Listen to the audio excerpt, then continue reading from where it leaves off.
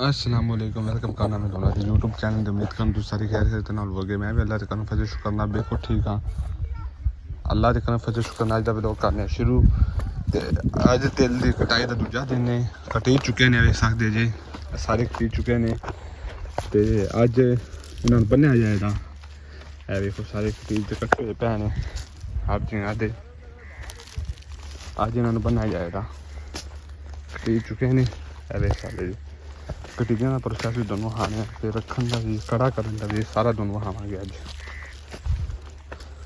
है देखते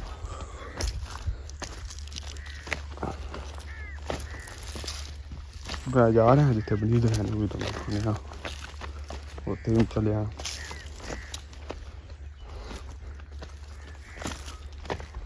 किने को बन लै जे हैं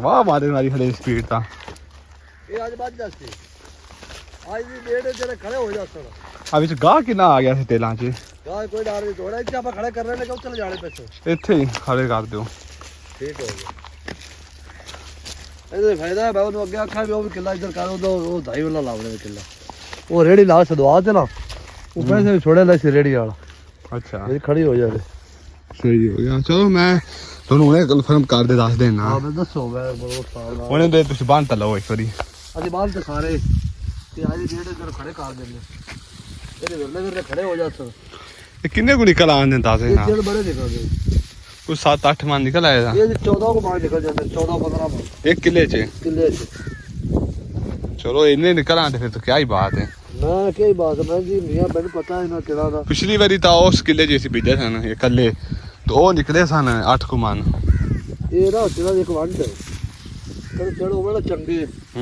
ਉਹ 14-15 ਮਨ ਨਿਕਲਦੇ ਨੇ ਕਿਹੜੇ ਥੋੜੇ ਜਿਹੇ ਮੱਠੇ ਹੋੜੋ ਮੱਠੇ ਨਿਕਲਦੇ ਨੇ अच्छा हाँ यार तो बाबा ने ये तेल बाबा ने मेहनत है भी शायद निकल सकती है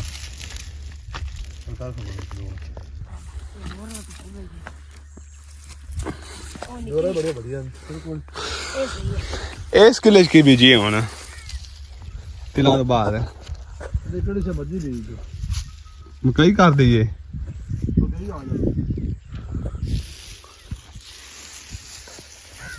तेल चाह दे उसे पट्टे से कड्डो हाँ पट्ठे भी सही ने कनक तक पट्ठे हो जान दे पट्टे हो जाते तो पट्टे का बिक जाता तो फिर कनक बीज लीजिए तो उत्ते कणक आ जाती पट्टे जोड़े फ्री आपने एक बोरी खाद लगे थी 20 रुपए दी अच्छा वो किलो 10,000 दी है हाँ 10-11 हज़ार देगी है ते ये कुत्ते आ सी यूरिया यूरिया 2 हो गए हाँ ते उन्हें पट्टे बिकदे ने 1000 रुपए आपा ला लिए 700 दे हिसाब मन नहीं मरला अच्छा 700 ਦੇ ਹਿਸਾਬ ਲਾਈਏ ਤੇ ਕਿੱਲੇ ਦਾ ਬੈਲ ਹੁੰਦਾ ਫਿਰ 200 ਮਰਲਾ ਹੁੰਦਾ ਬੰਦਾ 200 ਮਰਲਾ ਹੁੰਦਾ ਹੈ कितना 160 ਹਾਂ 160 ਤੇ 70 ਦੇ ਉਹ ਤੂੰ 700 ਦੇ ਹਿਸਾਬ ਨਾਲ ਜ਼ਰਾ ਮਾਰ ਖਾ ਮੋਬਾਈਲ ਤੇ ਪੈਸੇ ਬੜਾ ਕਿੱਲੇ बढ़ਦੇ 700 रुपये हिसाब ना ਹਾਂ 700 ਦੇ ਹਿਸਾਬ ਨਾਲ 700 ਲੋ ਜੀ ਤਿਨਾਂ ਦੀ ਕਟਾਈ ਤੋਂ ਬਾਅਦ ਇਹਨਾਂ ਨੂੰ ਬੰਨ੍ਹਿਆ ਜਾ ਰਿਹਾ ਹੈ ਵੀ ਸਾਡੇ ਬੰਦੇ ਲੋਕਾਂ ਨੂੰ ਇਹ ਹੁਣ ਬੰਨ੍ਹਣ ਤੋਂ ਬਾਅਦ ਰੇਹੜੀ ਆਵੇਗੀ ਉਹਦੇ ਉੱਤੇ ਇਹਨਾਂ ਨੂੰ ਰੱਖਿਆ ਜਾਏਗਾ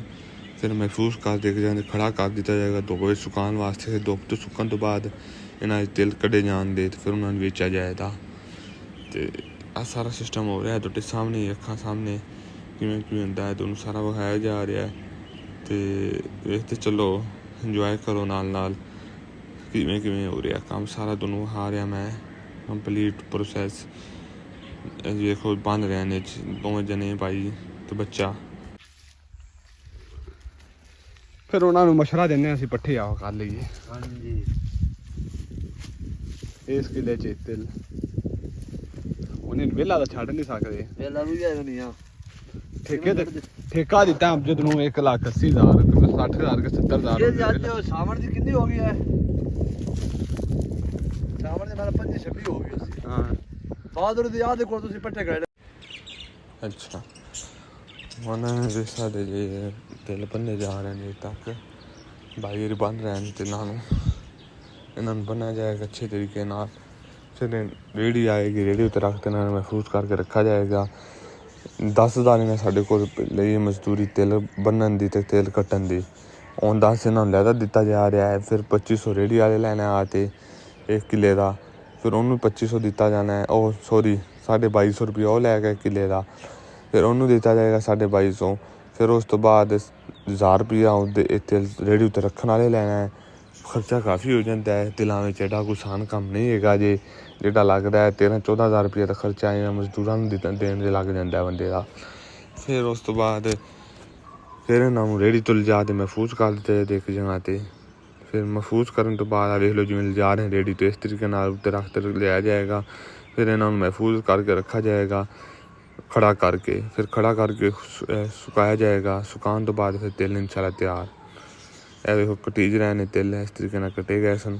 ਬਾਕੀ ਤੁਸੀਂ ਮੇਰੀ ਵੀਡੀਓ ਪੂਰੀ ਨਹੀਂ ਮੇਰੇ, ਮੈਨੂੰ ਤੁਹਾਡੇ ਨਾਲ ਬਹੁਤ ਸ਼ਿਕਵਾ ਹੈ, ਦੁੱਖ ਹੁੰਦਾ ਹੈ ਕਿ ਤੁਹਾਨੂੰ ਇੱਕ ਇਸ ਤਰ੍ਹਾਂ ਦਾ ਮਾਹੌਲ ਵਿਖਾਈ ਦਾ ਪਿੰਡਾਂ ਦਾ ਸ਼ਹਿਰਾਂ ਦਾ, ਅਤੇ ਤੁਸੀਂ ਉਸ ਚੀਜ਼ ਨੂੰ ਵੇਖਦੇ ਵੀ ਨਹੀਂ ਜੇ। ਤੁਸੀਂ ਵਾਇਰਲ ਬੰਦੇ ਨੂੰ ਕੰਟੈਂਟ ਉਸ ਨੂੰ ਵਾਇਰਲ ਕਰ ਜੋ ਕਿ ਡੱਕੀ ਬਾਈ ਦਾ ਰਜਬ ਦੇ ਰਹੇ ਨੇ, ਹਾਲਾਂਕਿ ਉਹ ਸਿਰਫ ਘਰ ਵਿੱਚ ਬਹਿ ਕੇ ਬੀਵੀਆਂ ਫੈਮਿਲੀ ਵਿਖਾ ਕੇ ਵਿਊ ਲੈ ਲੈਂਦੇ ਨੇ।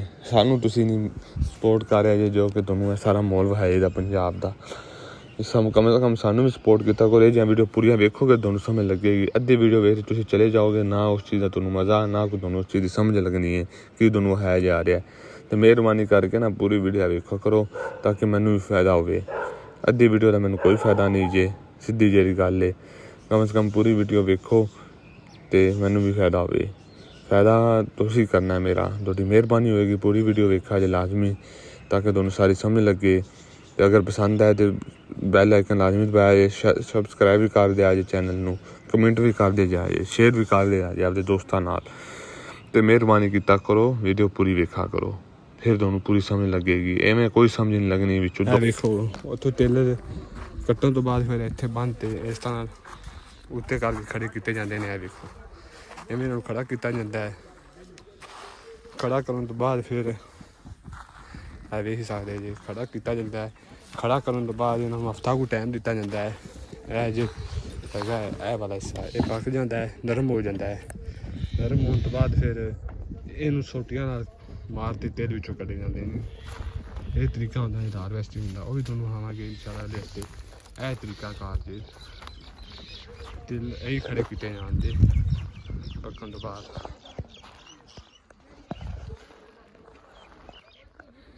ਇਹੀ ਇਹਨਾਂ ਨੂੰ ਖੜਾ ਕੀਤਾ ਜਾਣਾ ਜੀ ਇਹਦੇ ਤਰਤੀਬ ਨਾਲ।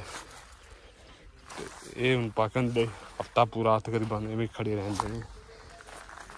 ਆਹ ਜਿਹੜੇ ਖੜੇ ਨੇ ਇਹਨਾਂ ਨੂੰ ਕੋਈ 2-3 ਦਿਨ ਹੋ ਗਏ ਨੇ, ਇਸ ਲਈ ਥੋੜ੍ਹੇ ਸੁੱਕੇ ਜਾ ਰਹੇ ਨੇ। ਇਸ ਤਰ੍ਹਾਂ ਇਹਨਾਂ ਨੂੰ ਸੁਕਾਇਆ ਜਾਏਗਾ ਜੀ। ਸੁੱਕਣ ਤੋਂ ਬਾਅਦ ਹਫ਼ਤੇ ਬਾਅਦ ਫਿਰ ਇਹਨਾਂ ਦੀ ਹਾਰਵੈਸਟਿੰਗ ਸਟਾਰਟ। ਐਵੇਂ ਅਸੀਂ ਵੀ ਆਦੇ ਕਰਾਂਗੇ। ਮੇਰੇ ਨਾਲ ਦੇ ਮੇਰੇ ਕਜ਼ਨ ਦੇ ਕਿੱਲੇ ਦੇ ਸਨ ਜਿਹੜਾ ਨਾਲ ਖੜਾਇਆ ਸੀ, ਉਹਦੇ ਤਿਲ ਨੇ। ਅਤੇ ਇਹ ਮੈਨੂੰ ਇਸ ਲਈ ਵਿਖਾ ਰਿਹਾ ਕਿਉਂਕਿ ਖੜੇ ਕੀਤੇ ਜਾ ਚੁੱਕੇ ਨੇ। ਅਤੇ ਸਾਡੇ ਅਜੇ ਖੜੇ ਕਰਨ 'ਚ ਕੱਲ੍ਹ ਤੱਕ ਟਾਈਮ ਹੋ ਜਾਣਾ ਹੈ, ਫਿਰ ਜ਼ਿਆਦਾ ਖੜੇ ਹੋਣਗੇ। ਅਤੇ ਮੈਂ ਜਿਹੜੇ ਖੜੇ ਹੋਣ ਉਹ ਤਾਂ ਵਿਖਾਈਏ ਤੁਹਾਨੂੰ। ਇਹ ਜੇ ਤਰੀਕਾ ਕਾਰ ਵੇਖ ਸਕਦੇ ਜੇ।